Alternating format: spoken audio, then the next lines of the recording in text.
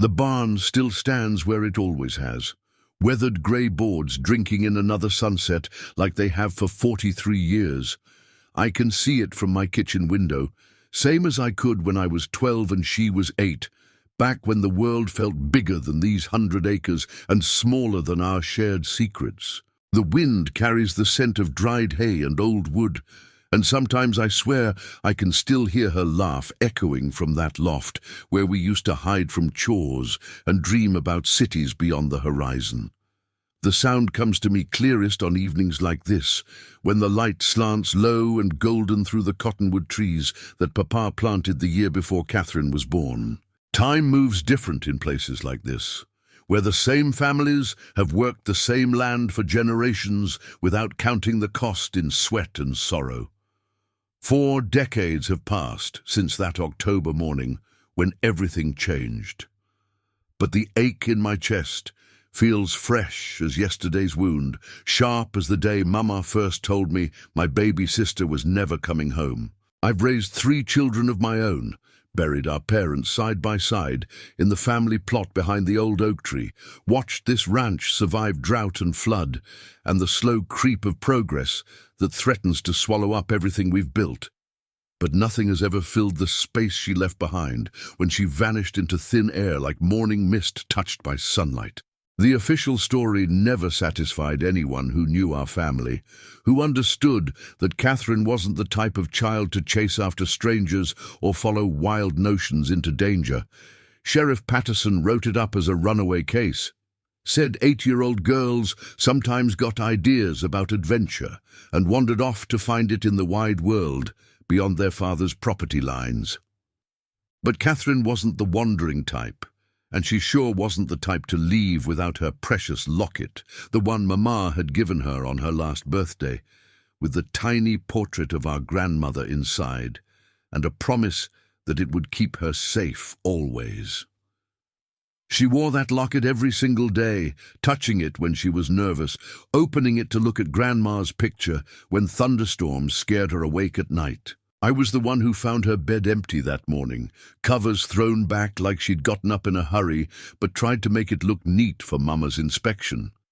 Her boots were gone, and her favorite blue dress with the tiny flowers Mama had embroidered around the collar, but everything else sat exactly where she'd left it the night before. Her hairbrush still held strands of golden hair, her Sunday shoes were lined up perfect under the washstand, and her ragdoll Emma sat propped against the pillow like she was waiting for Catherine to come back and play house. No note, no sign of struggle, just an absence that felt louder than any scream,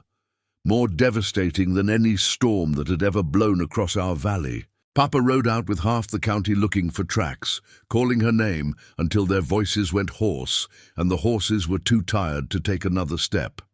They searched every gulch and canyon, every abandoned cabin and hidden cave where a child might shelter from the wind. The men from town brought ropes and lanterns, organized themselves into groups that covered ground from the river bottoms to the high meadows where we sometimes took the cattle to graze. But the earth had swallowed Catherine whole, left no trace of her passing except the memory of her laughter and the empty space at our breakfast table that would never be filled again. The barn loft was the last place I saw her alive, and that knowledge has haunted me through 4 decades of wondering what I might have done differently. We'd been up there the evening before, sorting through the new hay bales Papa had brought in for winter, our hands working steady while we talked about the coming snow and whether Uncle Benjamin's family would make it for Christmas this year. She was humming some tune she'd learned at the schoolhouse, something about mockingbirds and diamond rings, her small fingers nimble as a grown woman's as she broke apart the bales and spread the hay in neat piles. The last light of day was slanting through the loft door, painting her golden hair with streaks of amber and rose, making her look like something from a fairy tale book. That's what haunts me most, not fear in her final hours, but peace and contentment and the kind of happiness that comes from feeling completely safe in a familiar place. Like whatever took her came wearing a friendly face, speaking words that felt safe enough to follow into the darkness beyond our property lines. I've spent 43 years trying to understand what could have lured my careful, cautious sister away from everything she loved, and the only answer that makes sense is someone she trusted completely, someone who knew exactly how to gain her confidence and lead her away from home. The hay was fresh then, sweet-smelling and golden as spun sunlight, stacked neat as church pews in the morning light that streamed through the big doors Papa kept open for ventilation. Now it's old and dusty, compressed by its own weight into layers that tell the story of seasons I've lived without her, winters that came and went while I wondered if she was warm somewhere, summers that passed while I imagined her growing tall and beautiful in someone else's care. But I still catch myself looking up at that loft every time I pass, half expecting to see her face peering down at me with mischief in those green eyes that were exactly like Mama's. Exactly like the grandmother she never got to meet, except in the tiny portrait she carried everywhere. I never married until I was 35. Couldn't bear the thought of building a family that didn't include her, couldn't imagine bringing children into a world where little girls could vanish without explanation or hope of return. When I finally did take a husband, it was a good man named Daniel Cooper who understood that some sorrows don't heal. They just learn to live quiet in the corners of your heart where they can't interfere with the business of staying alive. He never questioned why I kept her room exactly as she left it, or why I couldn't bring myself to clean out that barn loft for 30 years, or why I sometimes woke up crying from dreams where she was still 8 years old and calling my name. But 4 years ago, everything changed again, not because Catherine came home, that hope died long ago, but because the past finally decided to speak up and tell me something I'd been waiting my whole adult life to hear. Sometimes truth hides in the darkest corners, patient as a cat waiting for the right mouse to come along, biding its time until the moment is exactly right for revelation. Sometimes it takes 4 decades for the hay to shift just enough to reveal what's been lying underneath all along, waiting for the right hands to find it and the right heart to understand what it means. That's when I found the locket, tarnished but whole, nestled in the old hay like a sleeping bird that had finally decided to wake up and sing. October 17th, 1881. I could recite every detail of that day like a prayer if anyone asked, though no one has in years, and most folks around here prefer to let sleeping sorrows lie where they can't trouble the living. But memory doesn't care much for preference or politeness, doesn't respect the boundaries we try to build around pain that's too sharp to touch directly. It keeps its own schedule, returns when it pleases, sharp as broken glass and twice as cutting, bringing back moments I thought I'd buried deep enough to forget, but apparently never will. The morning started ordinary enough, with the kind of routine that holds families together through seasons of plenty and want alike. Mama had us up before dawn to help with the breakfast preparations. We were expecting Papa's brother Benjamin and his family from Colorado, and she wanted everything perfect for their arrival. The house smelled like fresh bread and bacon grease, coffee beans grinding in the mill Papa had brought back from his last trip to Denver, the familiar sense of home that meant safety and belonging to a little girl who had never known anything but love and protection within these walls. Catherine was in charge of gathering eggs while I milked our old cow Bessie, and I remember being irritated that she was taking so long with such a simple chore. The chickens were making more noise than usual that morning, squawking and carrying on like something had spooked them good, their feathers all ruffled up and their eyes bright with what looked like fear or excitement. When she finally came back with only half the eggs we needed, her face was flushed pink from the cool morning air, and she seemed distracted, kept looking over her shoulder toward the barn like she expected to see something or someone following her across the yard. I asked what was wrong, why the chickens were acting so strange, and why she looked like she'd seen a ghost wandering around in broad daylight. But she just shrugged in that way children do when they can't put their feelings into words that adults will understand, said the chickens were acting funny like they'd seen a fox or maybe a snake, but she hadn't found any sign of predators around the henhouse. Mama sent her back out for the rest of the eggs we needed for the big breakfast she was planning, and that was the last time any of us saw her in full sunlight.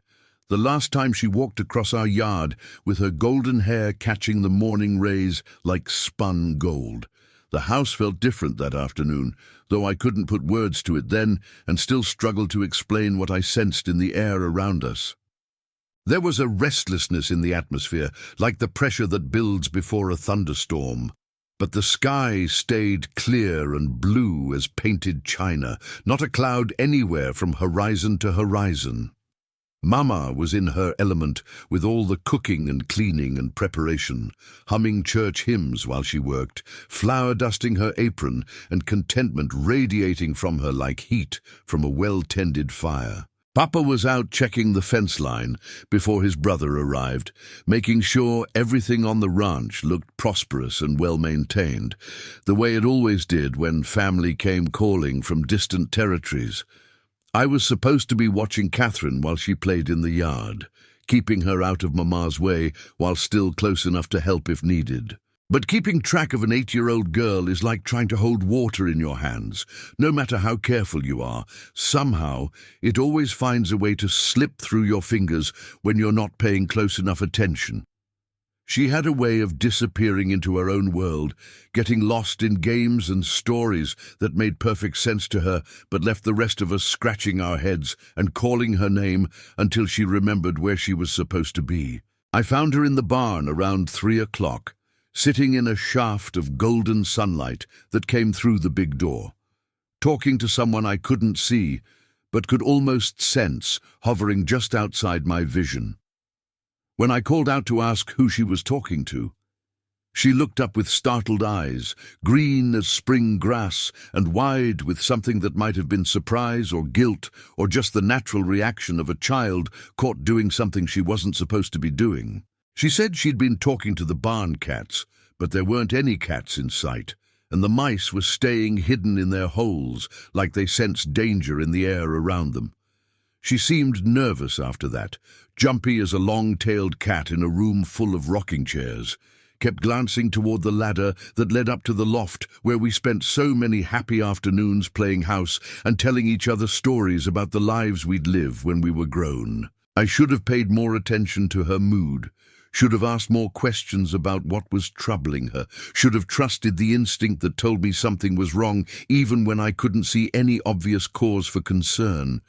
But I was 12 years old myself, more interested in helping Mama with the supper preparations than solving the mysteries of my little sister's complicated inner world. Uncle Benjamin and his family arrived just before supper, their wagon loaded down with gifts and stories from the Colorado Territory, their voices loud and cheerful as they filled our quiet house with laughter and the kind of news that makes distant places seem real and possible. Catherine loved company, especially Uncle Benjamin, who always brought peppermint sticks and told tales about gold miners and mountain men, about cities where the buildings were so tall they scraped the sky, and women wore dresses made of silk that cost more than our whole ranch. But that evening she stayed quiet, picked at the food on her plate without her usual appetite, and kept excusing herself to look out the window toward the barn as if she was expecting someone or something to appear in the gathering dusk.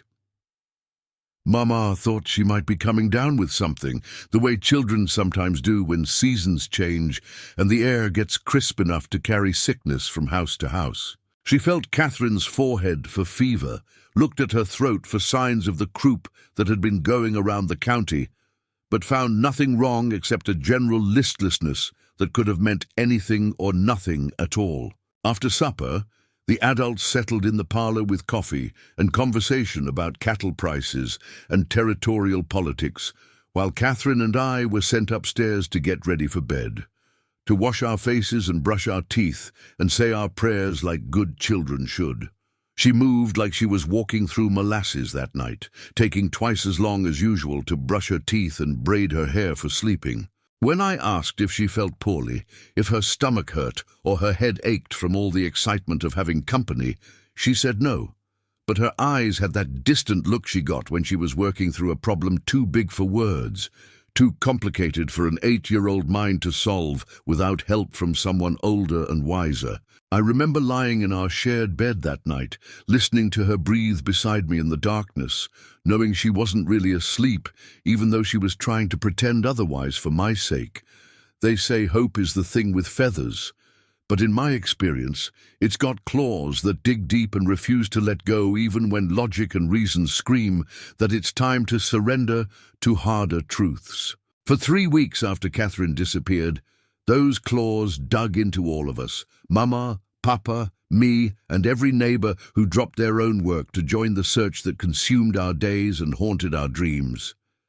Papa organized search parties that stretched from sunrise to sunset, covering every inch of ground within 20 miles of our ranch, following trails that led nowhere and calling her name until their voices cracked and failed them. The whole county turned out to help. Farmers abandoning their harvest when crops needed gathering, merchants closing their shops when customers needed serving, even the preacher putting aside his Sunday sermon preparation to join the hunt for one small girl who had somehow vanished from the safest place in her world. They came with lanterns and rope, with horses trained for rough terrain and dogs bred for tracking, with the kind of determination that makes communities feel like family when disaster strikes one of their own and threatens the illusion of safety they've all worked so hard to maintain. Sheriff Patterson brought in bloodhounds from the territorial capital, sad-eyed creatures with wet noses and voices like church bells,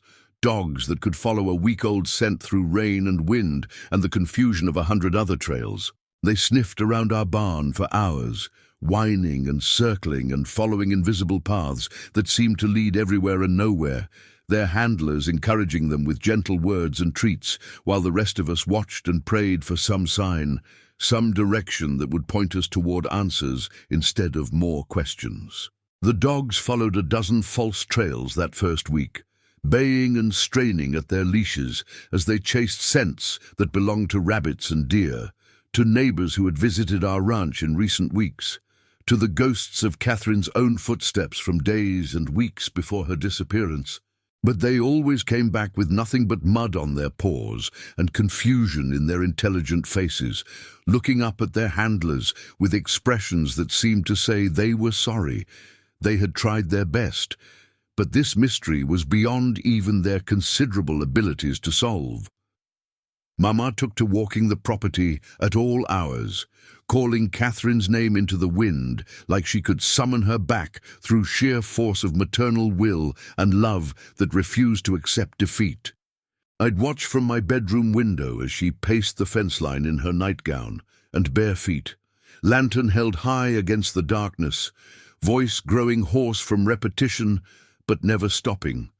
never giving up on the possibility that her baby girl was just lost somewhere close enough to hear her mother's voice and follow it home like a beacon in the night. Papa tried to get her to rest, to save her strength for the long search ahead, but she'd shake him off with the fierce determination of a mother bear protecting her cubs, and keep walking, keep calling, keep believing that somewhere in the darkness, Catherine was listening and trying to find her way back to the sound of love calling her name. It broke my heart to watch, but it also gave me something to hold on to during those terrible weeks when hope seemed as fragile as morning frost and twice as likely to disappear without warning. The volunteers brought maps and theories, dividing up the territory into grids that they searched with military precision, marking off each section as they covered it so no ground would be missed or searched twice by mistake. Some thought she'd fallen into the old well behind the schoolhouse, the one that had been boarded over but might have given way under the weight of a curious child. Others believed she'd been taken by wolves or mountain cats. Though no one could explain the lack of blood or torn clothing, the absence of any sign that predators had been near our property in recent weeks. A few whispered about human predators, drifters and outlaws who might have passed through in the night, Men with hard faces and harder hearts who saw opportunity in an isolated ranch and a trusting child who had never learned to fear strangers. But Papa shut down that talk quick and hard, said he wouldn't have people spreading rumors that could hurt innocent folks or give families nightmares about dangers that might not even exist. Still, I saw him checking the locks on our doors more carefully after that, saw him keeping his rifle closer than usual when he worked around the property. I joined every search party they'd let me, desperate to do something besides sit at home and imagine the worst possible outcomes for my missing sister. We combed through brush so thick it tore our clothes and scratched our skin raw, climbed down ravines that hadn't seen sunlight in years, searched abandoned cabins where pack rats had built cities in the rafters, and time had turned furniture into dust and memories. I learned the geography of fear that autumn, mapping every place a small girl might hide or be hidden,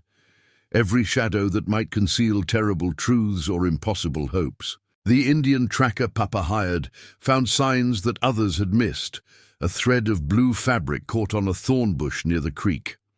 a partial footprint in clay that might have belonged to Catherine or might have been left by any of a dozen other children who played along the water's edge. But the trail always went cold after a few yards, like whoever took her knew exactly how to cover their tracks, how to move through the landscape without leaving the kind of evidence that could lead searchers back to their hiding place or forward to their destination. The tracker, an old Arapaho named Standing Wolf, who had served as a scout for the cavalry before settling down to raise horses and grandchildren, finally shook his head and said the earth itself was keeping this secret, holding it close like a mother holds a sleeping child. He said some mysteries were meant to stay mysterious. Some stories were meant to end in the middle without resolution or explanation. And maybe that was Catherine's story. A tale that would never have a proper ending, because the ending belonged to forces beyond human understanding or control. Living with an unsolved disappearance is like carrying a stone in your chest that never gets lighter, only more familiar, more integrated into the rhythm of your breathing and the beat of your heart. As months turned to years, Catherine's absence became part of the landscape of our lives, a missing piece that changed the shape of everything around it, altered the way we move through rooms and conversations, and the simple daily rituals that hold families together. We learned to navigate around the empty space she'd left behind, develop reflexes that steered us away from topics that brought too much pain, too many questions that had no answers. I grew from 12 to 20 with her ghost for company,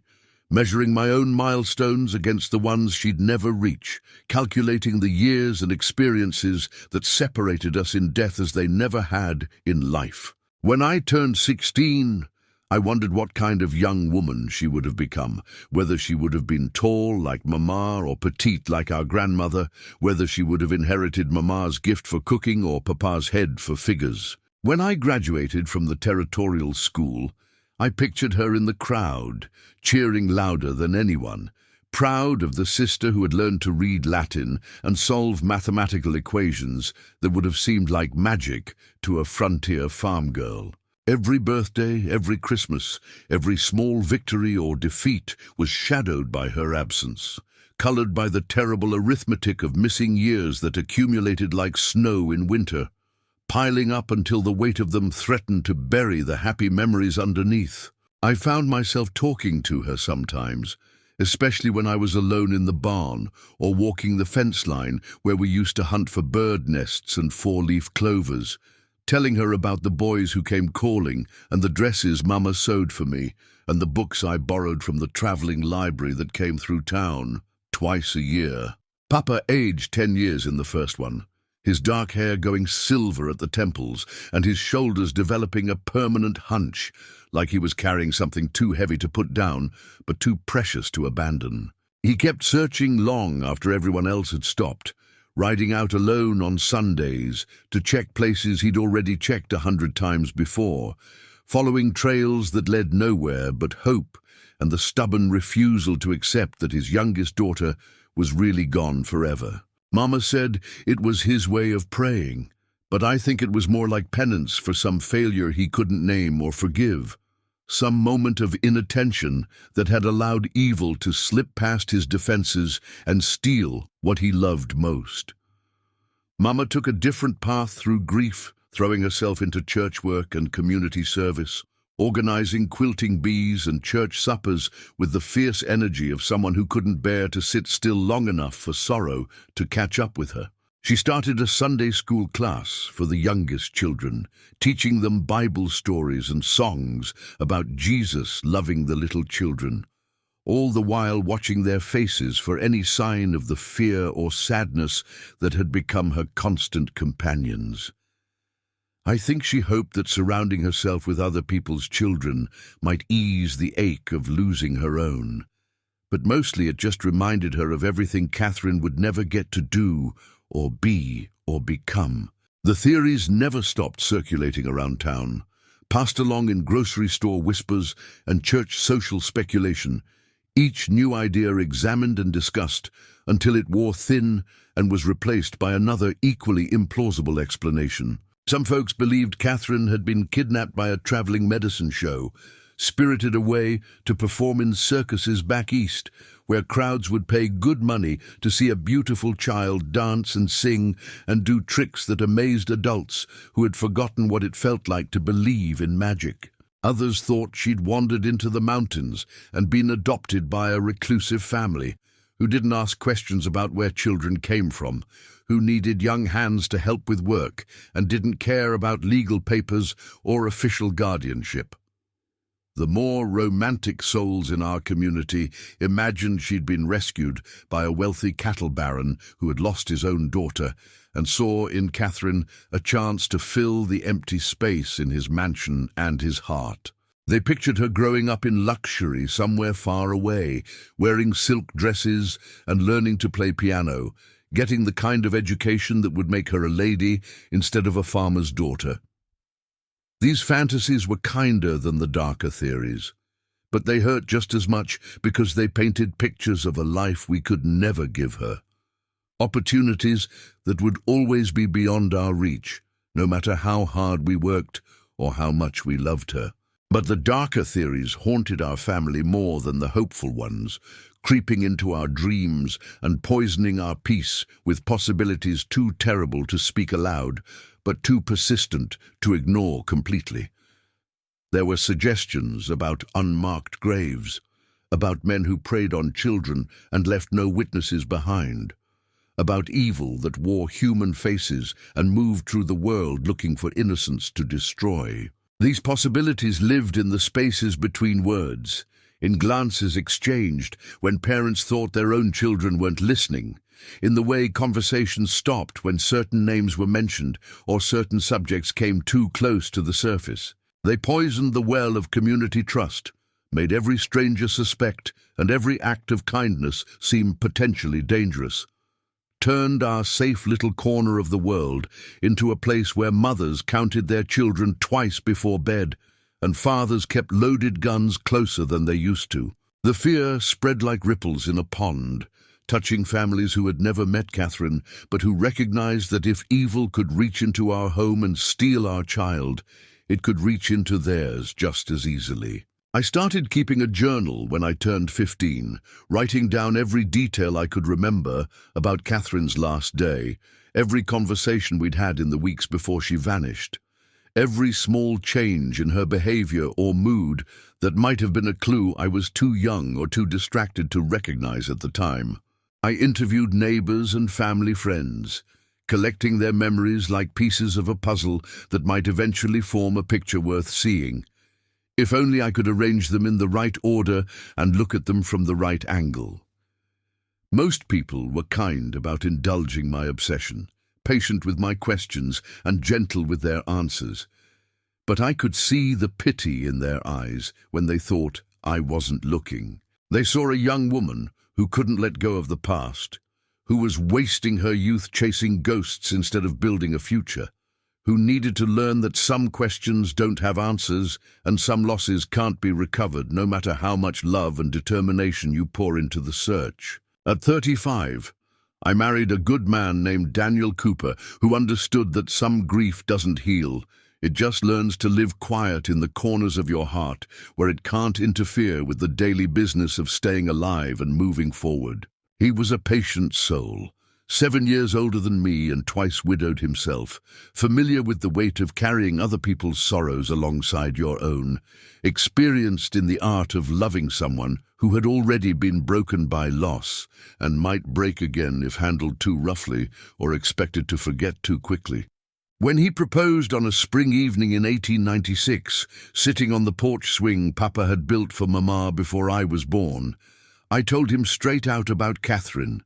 about the questions that would never stop haunting me and the search that would never really end, even if I learned to conduct it more quietly. I explained that part of my heart would always belong to an 8-year-old girl who had been gone for 15 years, that I would always wonder what had happened to her and whether she was still alive somewhere, growing older without us, living a life we could never share or even imagine. He listened without judgment, holding my hand while I cried, and told him about the dreams where Catherine came back home, about the way I still looked for her face in crowds, about the guilt that ate at me when I was happy because she wasn't there to share the joy. When I finished, he was quiet for a long time, looking out across the fields where fireflies were beginning to dance in the gathering dusk, their tiny lights blinking like stars that had fallen to earth and decided to stay. Finally, he said that everyone deserves someone to remember them properly, to carry their story forward even when they can't tell it themselves. And if that was my burden and my privilege, he would help me carry it as long as we both lived. He said his first 2 wives would always be part of who he was, just like Catherine would always be part of who I was, and maybe that was what made us right for each other. We both understood that love doesn't end when life does, that the heart has room for old sorrows and new joys at the same time. Our wedding was small and practical, held in the front parlor of our house with just family and a few close friends in attendance, the same room where Catherine and I had played house with our dolls and planned the elaborate weddings we would have someday when we were grown and beautiful and ready for romance. Mama wore her best dress, the blue silk with tiny pearl buttons that she saved for special occasions, and managed to smile for most of the ceremony, though I caught her looking toward the empty spot where Catherine should have been standing, dressed in something pretty and scattering flower petals at my feet. Papa gave me away with tears in his eyes, his voice thick with emotion when he placed my hand in Daniel's and whispered a blessing that included prayers for Catherine's soul and hopes that she was watching from wherever souls go when they leave the world too young. The preacher kept the ceremony short and simple, understanding that our family had learned to be suspicious of elaborate celebrations, wary of too much happiness that might tempt fate to take away something precious when we weren't paying close enough attention. Daniel moved into the ranch house with us, bringing his own quiet grief and a trunk full of memories from his first 2 marriages, women who had died of fever and childbirth, and the 1,000 small disasters that claimed young wives on the frontier. We fit together like puzzle pieces worn smooth by time and loss, understanding each other's need for space around certain subjects, respect for the ghosts that lived in the corners of our hearts and demanded acknowledgement, if not active worship.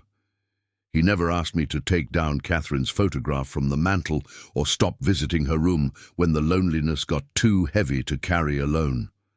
He understood that healing didn't mean forgetting, that moving forward didn't require leaving the past behind like discarded clothes that no longer fit. Instead, he helped me tend Catherine's memory like a garden,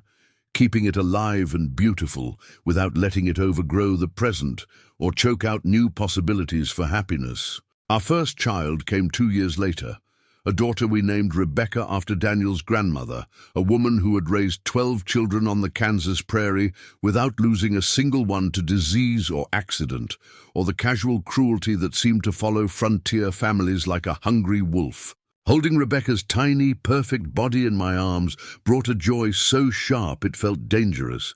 Like happiness might be another thing that could be stolen without warning if I loved too much or trusted too completely in the permanence of anything good. I caught myself checking on her obsessively during those first months, counting her breaths in the middle of the night, making sure she was still warm and real and mine. Daniel understood without being told why I needed to keep her close enough to touch at all times, why I couldn't bear to let neighbors hold her for more than a few minutes, why I panicked if she slept too soundly or stayed quiet too long.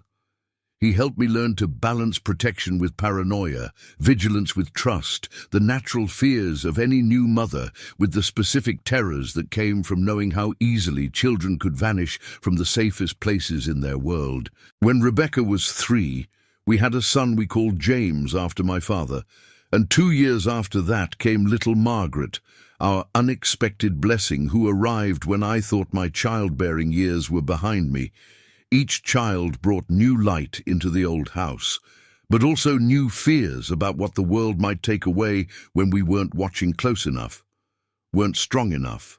weren't lucky enough to keep evil at bay with love and prayers and constant vigilance. I taught them to stay near the house when they played outside, to never wander off alone even in broad daylight, to understand that some dangers wore friendly faces and spoke in gentle voices that couldn't be trusted no matter how kind they seemed. I told them about their Aunt Catherine, who had vanished from this very ranch when she was not much older than they were,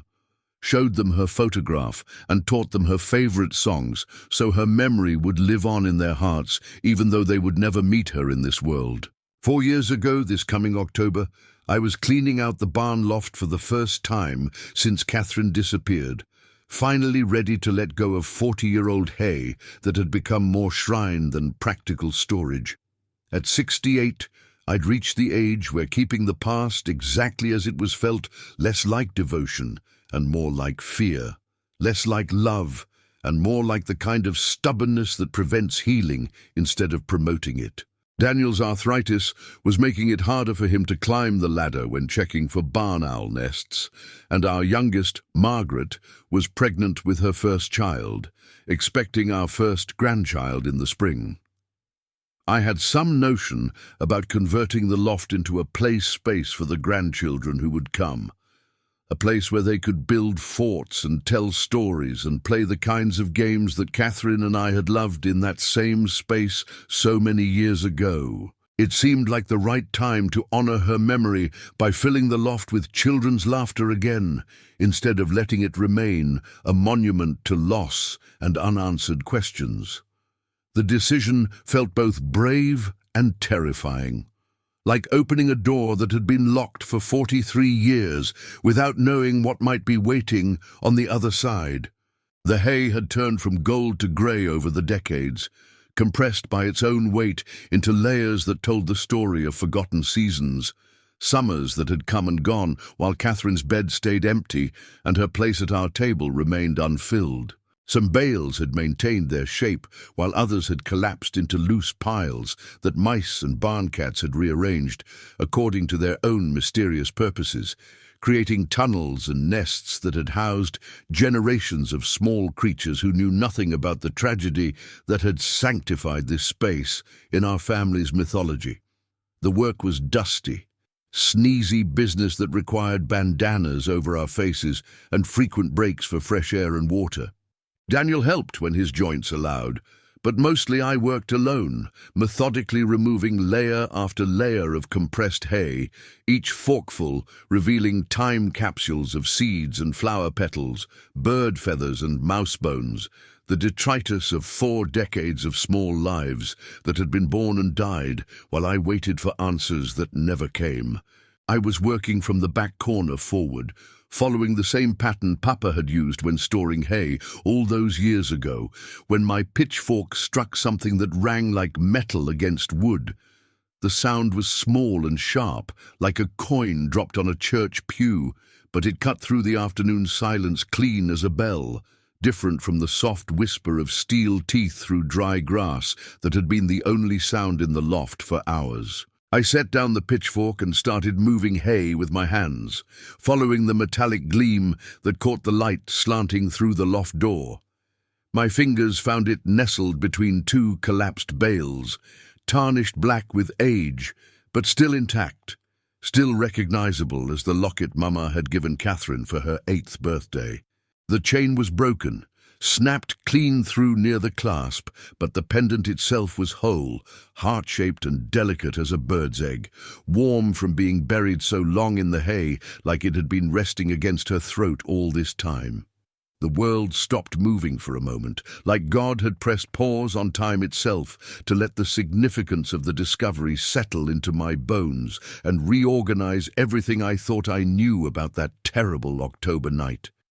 I held that locket in my palm and felt 43 years collapse into nothing, felt myself become 12 years old again and calling Catherine's name into an empty barn, felt the weight of all those unanswered questions pressing down on my chest like stones. The metal was warm and smooth, polished by decades of friction against the hay, and when I closed my eyes, I could almost feel Catherine's fingers touching it the same way, opening it to look at Grandma's picture when she was scared or lonely or just missing the comfort of family connection. For a moment, I could almost believe she was there with me, 8 years old forever and wearing her favorite blue dress, ready to climb down from the loft and help me finish the afternoon chores.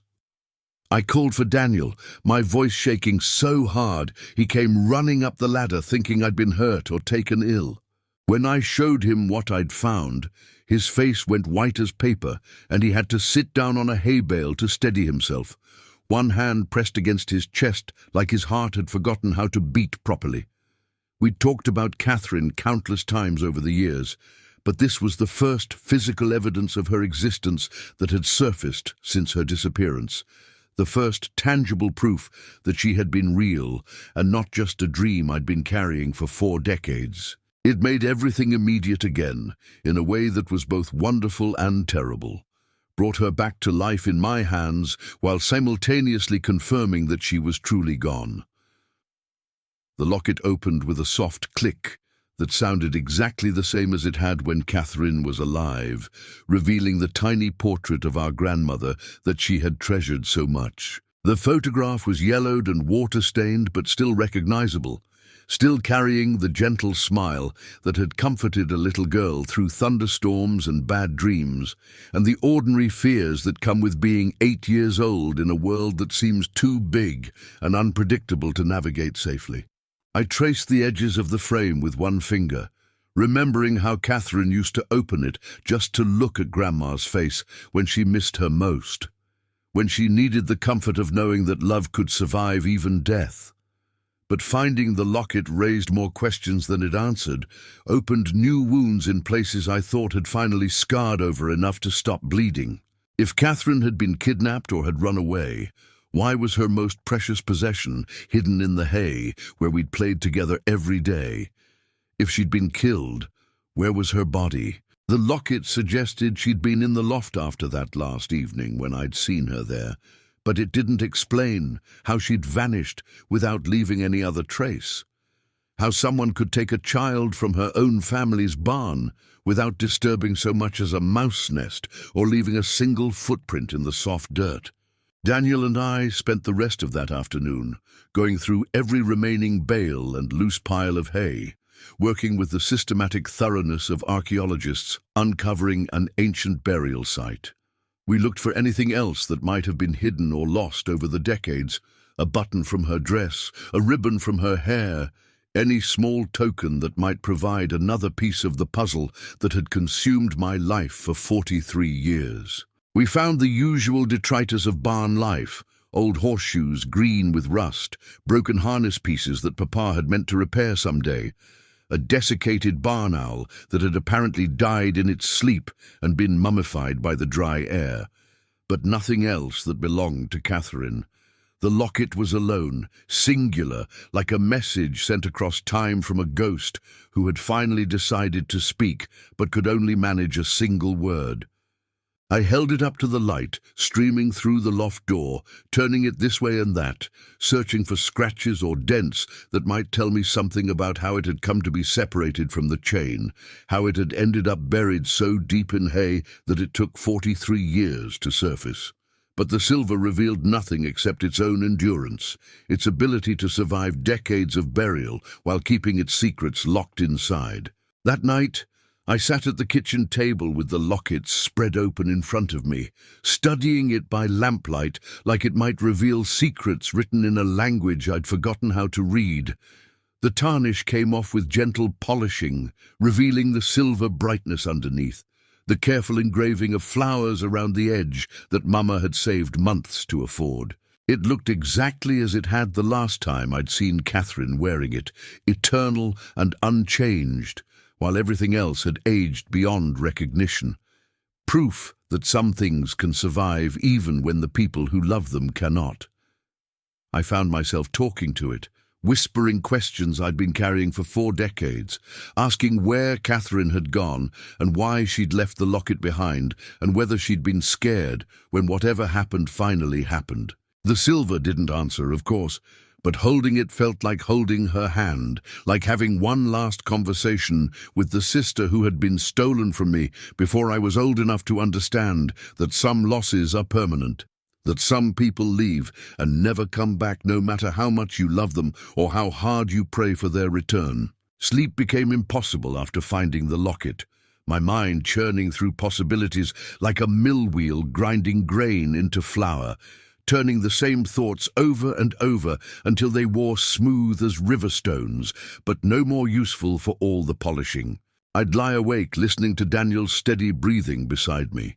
turning that small piece of silver over and over in my hands, feeling its weight and warmth and the 43 years of questions it carried like a burden too heavy for something so delicate to bear. The broken chain bothered me most, haunted my thoughts during the long hours before dawn, when the house settled around us with familiar creaks and sighs. Catherine never took that locket off, never even unfastened it for baths or bedtime, or the rough games that 8-year-old girls play when they forget to be careful with precious things. Mama had shown her how to clean around it, how to sleep without tangling the chain, how to tuck it safely inside her nightgown when she was worried about breaking it during particularly energetic play with the neighbor children. For the chain to be broken meant force had been involved, meant someone or something had torn it from her neck against her will, with enough violence to snap the delicate links that had been made to last a lifetime of gentle wear. The thought made my stomach turn and my hands shake. Imagining my sweet sister's final moments, wondering if she'd cried out for Mama or Papa or me when whatever happened finally happened, whether she'd tried to protect the locket because she knew how much it meant, or whether she'd been too scared to think about anything except getting home safely. I started visiting the loft every morning before dawn, climbing up there with a cup of coffee and my thoughts to sit where Catherine and I had spent so many afternoons planning futures that would never come to pass.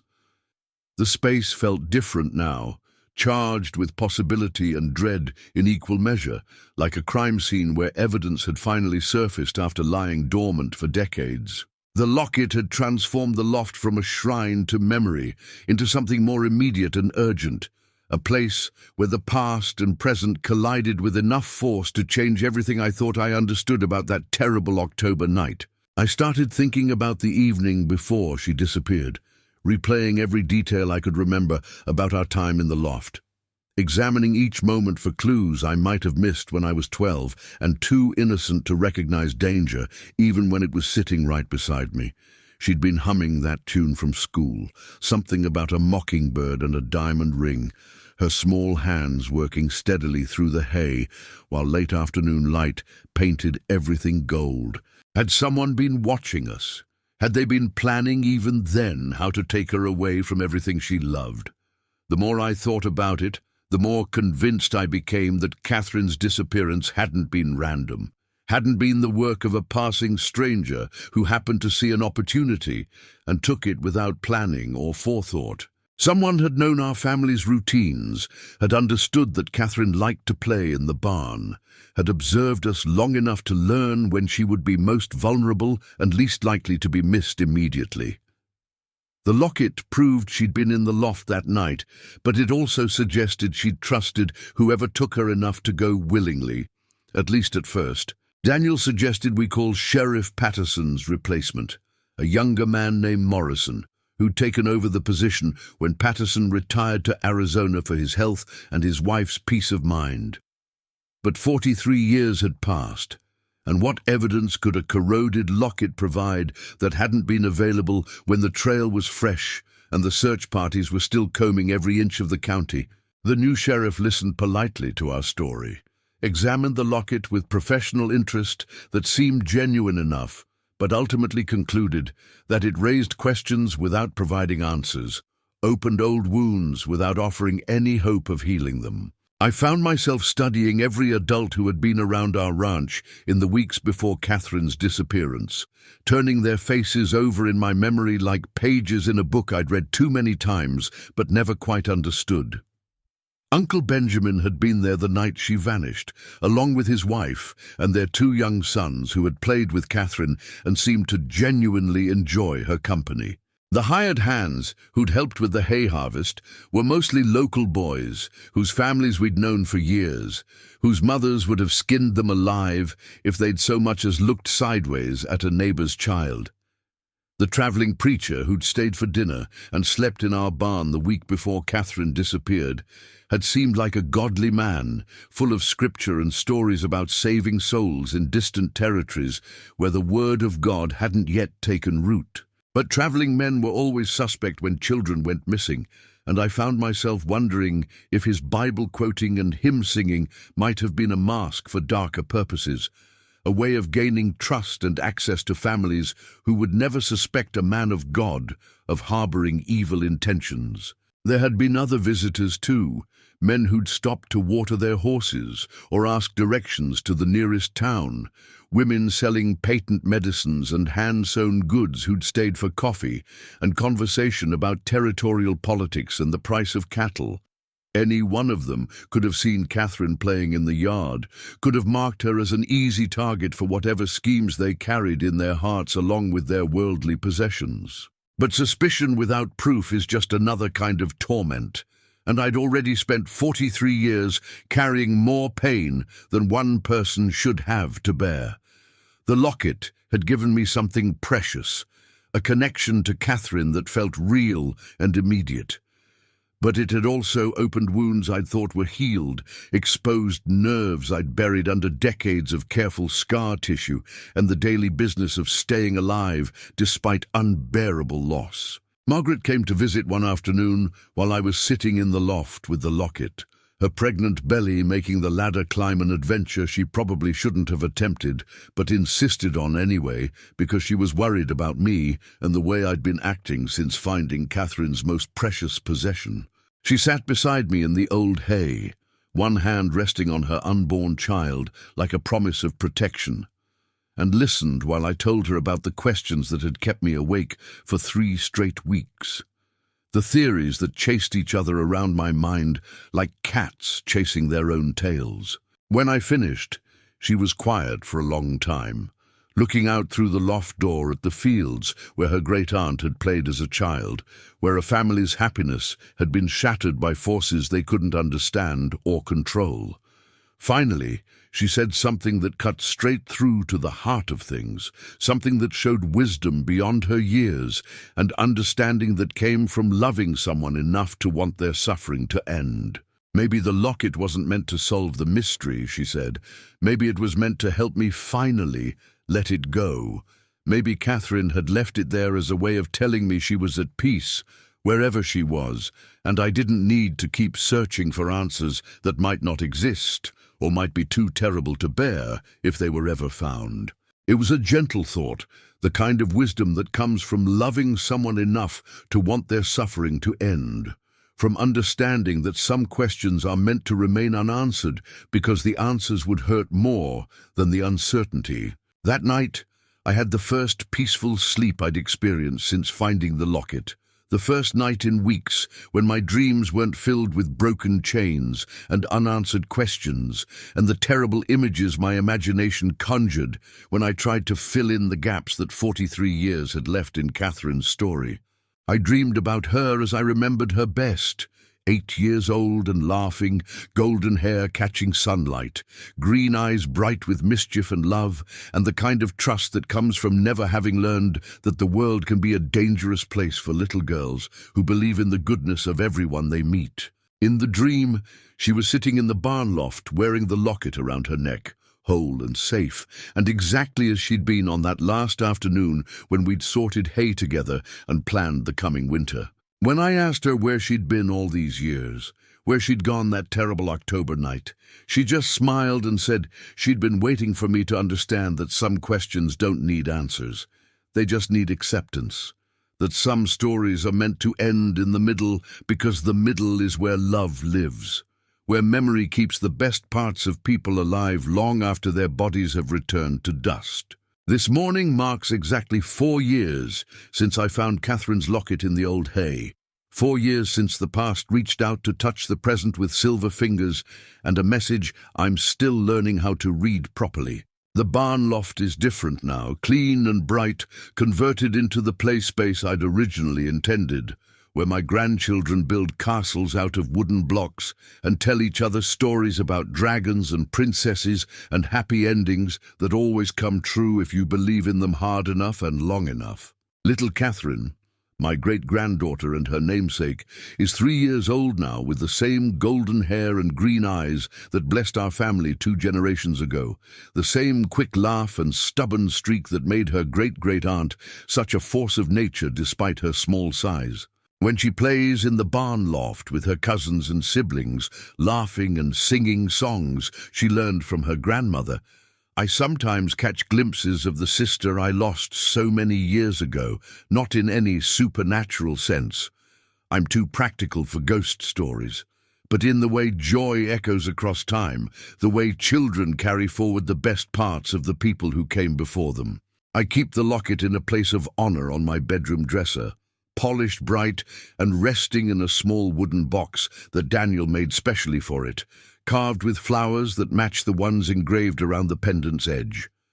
Sometimes I open the box just to look at it, to touch the smooth silver and remember the little girl who wore it every day until the night she vanished into mystery, who trusted someone enough to follow them away from everything she knew and loved. It's become a talisman of sorts, a reminder that love doesn't end when life does, that some bonds are strong enough to survive 43 years of separation and silence and the terrible questions that come with loving someone who disappears without explanation. The broken chain still bothers me sometimes, still makes me wonder about Catherine's final moments and whether she was scared or if whoever took her was gentle enough to make the transition from life to whatever comes after seem like just another adventure.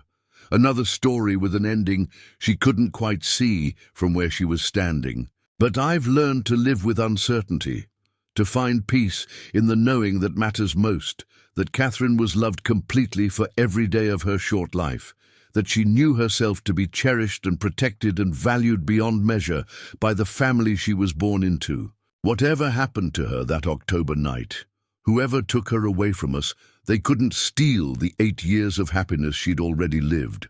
couldn't erase the joy she'd brought to our house, or the memories we'd made together in this loft, where children still play and laugh and dream about futures that stretch out before them, like golden roads leading to kingdoms they can't quite imagine yet. Daniel and I are getting older, our movements slower, and our memories more selective about what they choose to preserve with crystal clarity. His arthritis has worsened over the past year, making it difficult for him to climb stairs or lift anything heavier than a coffee cup. But his mind is still sharp, and his love for me still strong enough to carry us both through the hard days when grief decides to visit without warning. We've learned to help each other with the daily tasks that used to be simple, to be patient with bodies that don't work quite the way they used to find comfort in routines that have remained unchanged for decades. But the locket has given us something we didn't expect in our twilight years, a sense of completion, of story reaching its natural end, even if that end isn't the one we would have written ourselves if we'd been in charge of such things. Catherine is still gone, still 8 years old in my heart and in the photograph that sits on our mantel, but she's no longer lost in the way that tormented me for so many years. The locket proved she made it back to the place where she was happiest. Even if she couldn't stay, even if whatever took her away was stronger than her desire to remain with the people who loved her most. I've stopped asking why she disappeared or who might have taken her away from us. Stopped trying to solve a mystery that was never meant to be solved by human understanding or earthly investigation. Those questions belong to a younger woman who believed that every puzzle could be solved with enough determination and the right amount of digging, who thought that love could overcome any obstacle if it was just strong enough and persistent enough, and refused to give up hope even when hope seemed foolish. Now, I understand that some stories end in the middle, that some chapters get torn out of the book before we're finished reading them, before we're ready to say goodbye to characters we've grown to love and depend on for our own happiness. That doesn't make them less important or less real. It just makes them more precious because we can't take them for granted, can't assume they'll always be there when we need them, can't postpone the loving until tomorrow, because tomorrow might not come, or might come without the people we meant to love more carefully. The ranch will pass to Margaret's children when Daniel and I are gone. Another generation of stories layering over the old ones like sediment in a riverbed, each family adding their own joys and sorrows to the accumulation of memory that makes a place feel like home. They'll grow up hearing about their great-aunt Catherine, who vanished in the barn loft, but to them it will just be family history, no sharper than any other tale about people they never met, but are expected to honor and remember because that's what families do. They carry forward the stories of those who came before, even when those stories don't have proper endings. That's as it should be. Grief is not an inheritance that children should have to carry forward indefinitely, not a burden that should weigh down generation after generation, until the original loss is multiplied beyond all proportion to the love that created it in the first place. Catherine's story belongs to those of us who knew her, who loved her while she lived and mourned her when she died, who spent decades learning how to carry her memory without letting it crush the possibility of new happiness, new love, new reasons to be grateful for the gift of being alive in a world that contains both terrible sorrow and inexplicable joy. Sometimes I wonder if Catherine would recognize the woman I became, shaped as I was by her absence and the questions it created, molded by the search for answers that never came and the gradual acceptance that some mysteries are meant to remain mysterious. Would she be proud of the mother I turned out to be, the grandmother who learned to love without suffocating, the sister who never stopped hoping even when hope seemed foolish? I think she would understand that everything I became was because of her, because losing her taught me that love is the only thing that survives when everything else gets taken away, that memory is stronger than death and tenderness more powerful than any force that tries to separate people who belong together. The locket catches morning light from my bedroom window as I write these words, throwing tiny reflections on the ceiling like stars in a daytime sky, like promises that shine even when we can't see them clearly. In a few hours, I'll climb down to the kitchen and start breakfast for Daniel, then spend the day doing the ordinary things that make up a life well lived. Tending the garden, visiting with neighbors, watching my grandchildren play in the same yard where Catherine once ran and laughed, and planned the adventures she would have when she was old enough to choose her own path through the world. But first, I'll sit here with Catherine's memory and the silver heart that brought her home after 43 years of wandering, that proved love can survive any distance and any length of separation if it's strong enough and true enough and patient enough to wait for the right moment to reveal itself. If someone finds these words after I'm gone, I hope they'll understand that this wasn't a story about a mystery that needed solving, or a crime that demanded justice, or a family that couldn't learn to live with unanswered questions. It was a story about love that refused to die, about the way family bonds stretch across time and space and the terrible arithmetic of loss, about the courage it takes to keep loving people even when you know they can be taken away without warning or explanation. Catherine disappeared from our barn loft on October 17th, 1881, but she never really left. Not the parts that mattered, not the love that made her real, not the joy she brought to every day she spent with us. Her locket proved that some people are too loved to ever truly vanish. They just learn to hide in different places until we're ready to find them again. Until we're wise enough to understand that presence isn't always about bodies and breath and the ability to touch and be touched. Sometimes presence is about memory and gratitude, and the way certain kinds of love echo forward through generations, growing stronger instead of weaker as time passes, becoming part of the foundation that holds families together even when they're scattered across great distances or separated by the ultimate distance that lies between life and whatever comes after. The sun is rising over the same fields where she used to play, painting the world in shades of gold that would have made her clap her hands with delight and demand that someone else notice how beautiful everything looked when the light hit it just right. Somewhere in that light, I choose to believe, Catherine is 8 years old forever, wearing her precious locket and waiting for the rest of us to understand that love is stronger than mystery, that peace is possible even when questions remain unanswered, that some stories are perfect precisely because they end before we're ready to let them go. That's enough. That has to be enough. That's everything. If you like this story, leave a like and subscribe to our channel so you don't miss the next stories.